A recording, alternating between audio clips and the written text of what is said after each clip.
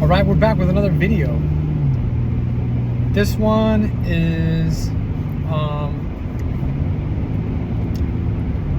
about, I guess this one's like faith-based. So I've had people sort of talk about whether or not we have free will, or like how can God know what we're going to do if we have free will? Like which is it, right? Do we have free will, or is there this sort of like destiny?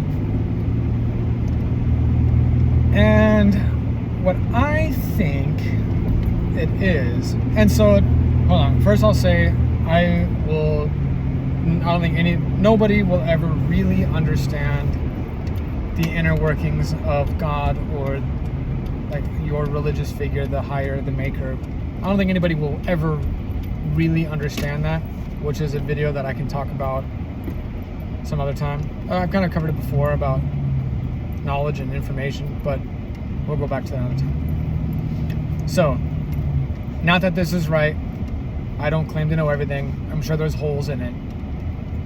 But this is as far as my mind can sort of acceptably understand. Not that it is right, again, or that it's all-encompassing. It's just my take, which my opinion is my opinion. Anyway. So I think that it is both free will and God knows our choices. God knows what we're going to do before we do them, but we also have free will. Now, this may sound contradictory, which I can understand, but like, let me further explain sort of what I'm thinking. So I think, much like all other aspects of life, we have a tremendous amount of options and choices like that could be made like very, very frequently.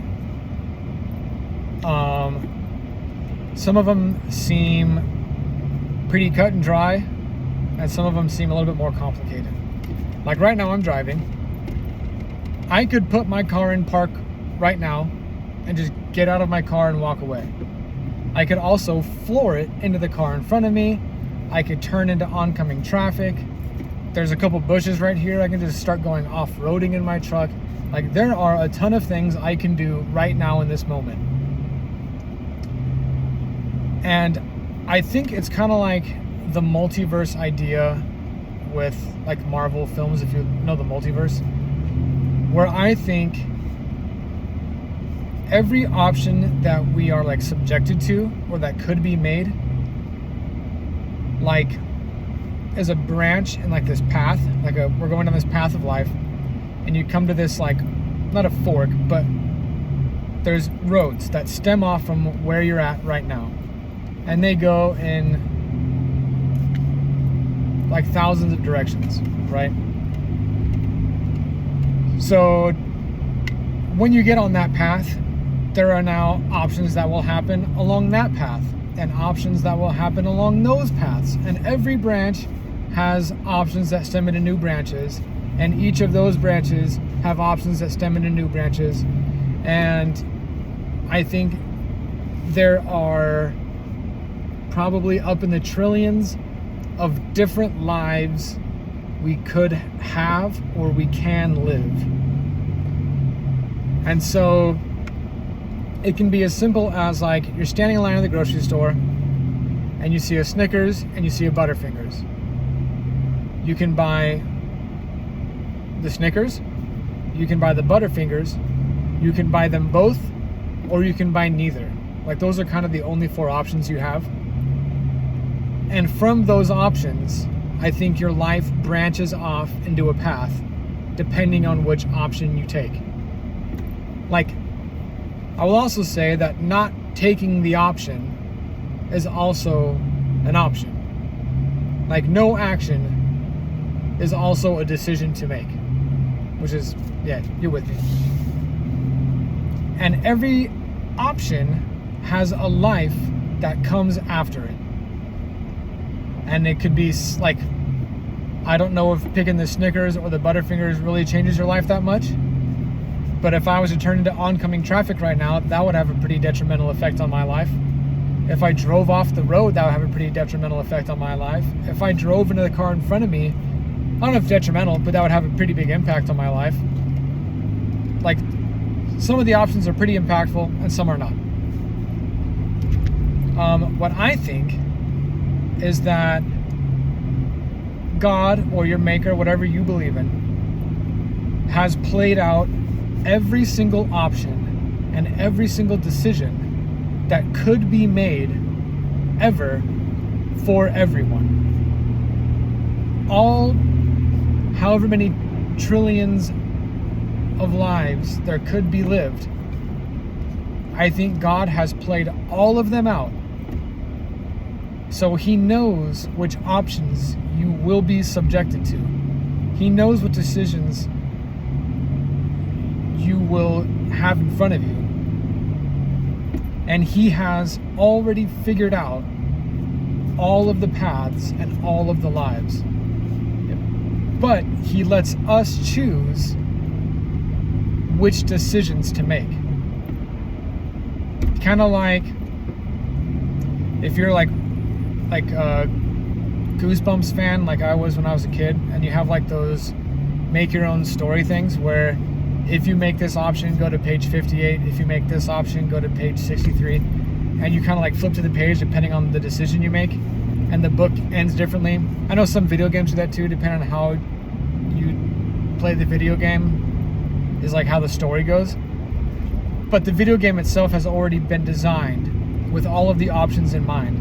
So you're not making a new video game.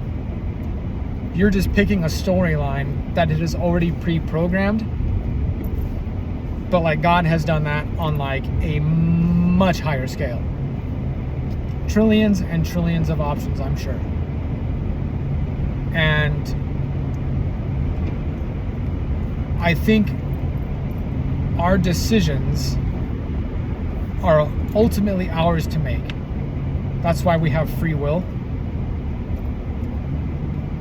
But there are an unlimited amount of options to make.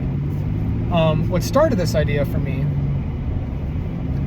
was this idea of like watching the Super Bowl. So let's say you could film like Tom Brady starting like 2 days before the Super Bowl and like all the way through the Super Bowl. And you see what his actions are leading up to it, the food he eats, how he trains, how he sleeps, what he does at night, if he parties or not, whatever. Say he snaps the ball, he drops back, and his receivers run their routes. We're watching in real time, and he throws it to the X receiver. And then you pause it, and you rewind it. Now that you rewind it back to when he snaps the ball. He snaps the ball and he drops back. Now you pause it. Does he have the freedom to choose who he throws the ball to? Because in the moment he does.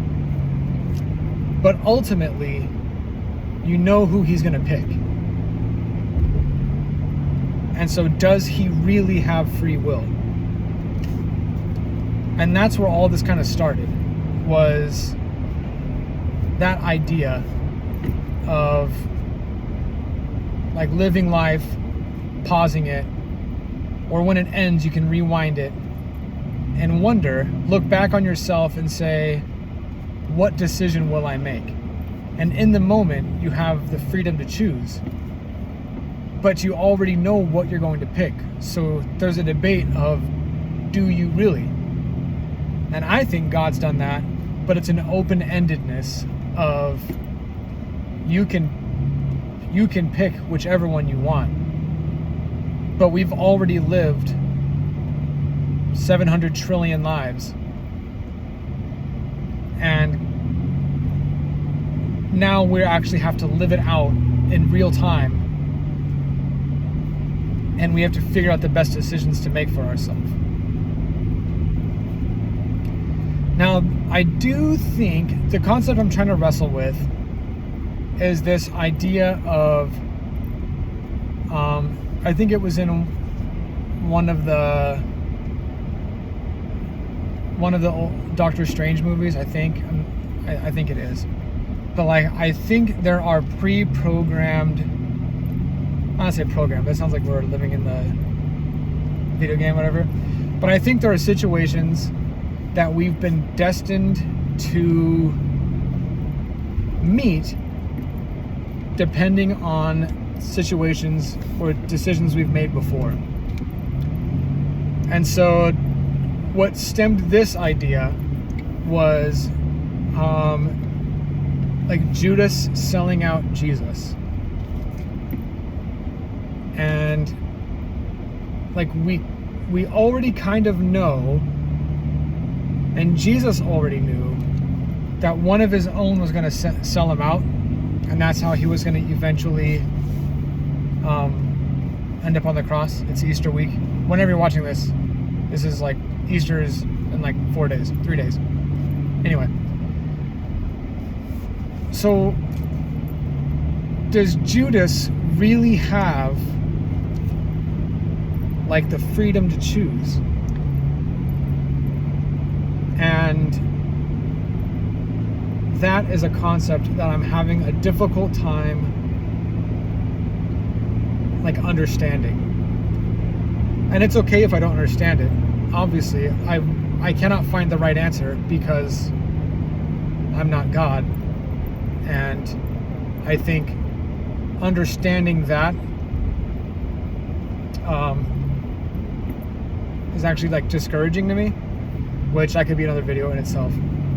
But getting back to the track of, did Judas really have a choice?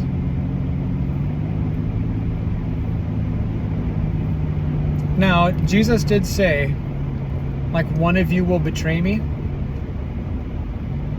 And so I do think that it was inevitable that one of his disciples would have sold him out. And I think it's inevitable that God sort of ensured that action so that Jesus would die on the cross. But I don't know if it was always going to be Judas, or the idea that it was always going to be somebody. Somebody was going to do it. It just happened to be Judas. Now, I'm going back to saying what I said a minute ago about, I think certain decisions in certain moments affect situations like far in the future.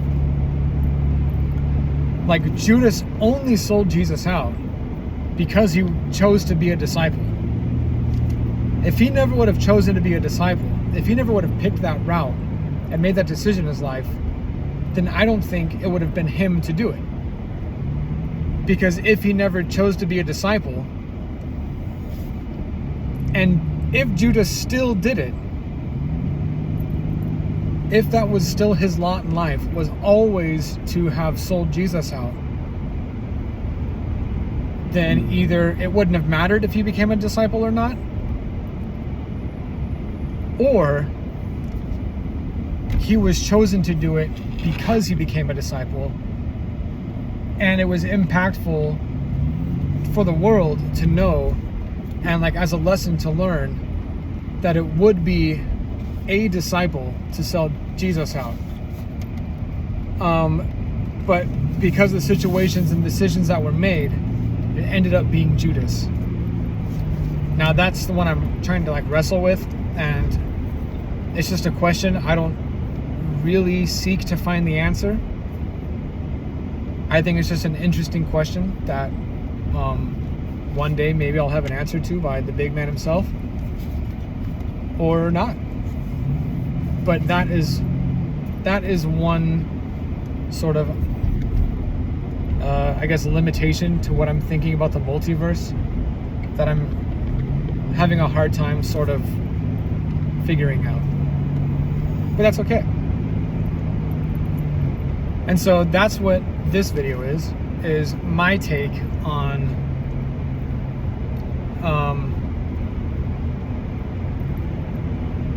like free will or destiny.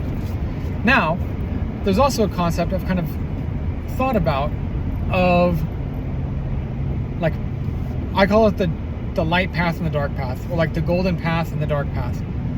And the golden path is the path that is rooted in like good morals and good values, and that follow like the golden path, right? Like good choices, morally good choices, and morally like wrong choices, and those would be like the dark path. And I think each decision will either put us on a golden path or a dark path. Now, I do believe that you can have a constant combination of both, and if what the Bible says is true, then at any moment you can get yourself back onto a golden path. That all will struggle. We will all have a darkness in our path at some point. We will all sin and make a poor decision or a poor choice, or go against something that we know we shouldn't be doing, but we do it anyway. That's kind of like the dark path. Not that it's evil, it's just not as optimal and not as beneficial to everyone as a golden path would be. Which the golden path just like stems from like the golden rule. So that's kind of where that came from. Light and dark, because Jesus said, I am the light. And so the light and the dark. And so I think every decision we make either positively affects our golden path or negatively affects it, and we end up on like a dark path. But it's up to us to pick a path. And now with prayer, what I think prayer is, and like faith, is this hope and this effort to try and pick the golden path. Like the prayer of, God, I know there's a million decisions in front of me. I know some of them are wrong and some of them are right. Some of them are good and some of them are bad. Like, help me pick the gold path. Because I think ultimately we all want to think we're picking like a good path in our life. No one wants to like actively pick like evil. I don't think. Maybe some do. I think most people want to pick like the good path that positively affects like not only ourselves but everybody around us. And I think what prayer and faith does is help to guide, like a compass, to which decisions are the ones that end up with the most gold in our path. Now again, people say this is subjective, which I will maybe talk about in another video about the idea of like moral standards. And that's what they think is like subjective. But without going off too much of a tangent, I think there are some things that almost everybody would agree are good, some decisions to make. And I think there are decisions that almost everybody would agree are like not very good. And then I think there's a gray zone in the middle of like, some people are like, it may not be good, but it's not bad. And some people will say, no, that's pretty bad. And some will say like, yeah, that's very good. But to each his own. And so that's my take on like the decisions. I think in the forks and in this path we have to live, we only live it once. As far as like Christians are concerned, we only live it once. And so we want to pick the best golden path that has the longest longevity in it. So ideally you'd want the longest path that you could have and it be mostly gold. And I think God has already lived all of those out. He knows what your life would be like if you chose all of the dark paths. He knows what your life would be like if you chose all the gold paths and everything in between. It's just up to us to decide which decision we will make for ourselves. Which I think is kind of... I like the idea of it because it makes me feel more responsible over my own life, and that when I get to the very end and I get to look back on my path to see how gold it was, it is 100% up to my decisions. Nobody else affects my path and my decisions but me. I'm the only one. And so I think there is no copping out of, well, this happened to me. And I agree, things do happen to you, but it's your decision and ultimately your choice of what you will do when it happens. Are you going to retaliate, or are you going to find peace? Are you going to get angry, or are you going to love? And those are all on me. And there's something about that makes me feel a little bit more empowered and a little bit more like proud of myself. Not pride as in like I'm better than you, but proud as in if I make all the good decisions that I can when I'm on my deathbed or wherever I'm at, I want to be proud to know that those were all my choices. And I think without that idea, it's hard to really know what the effect will be. I was just getting to the end here. I'm almost home. It was a quick day through the canyon. So there's this concept that there's like a website or like something that you can go to that letters will auto-populate with spaces and periods and commas like forever. Like forever. For an endless amount of years, there will be books and books written of just random letters, spaces, commas. Like, think of a keyboard, randomly put in there. Like, endlessly for all of time. If that's true, then there is a possibility that your entire life has been written in a book so far. But there's also the possibility that every option you make and you decide will also be written in that book. So not only does God have all of these plans and lives that you've done written out, but essentially there's this idea that there's a website out there that has written your story out. All of your stories, all the stories that you could live have been written out from the moment you're born to the moment you die. But now it's your choice to decide which book you want to end up being the one you live. And that is ultimately on you. And that is my take on freedom of choice, or like destiny.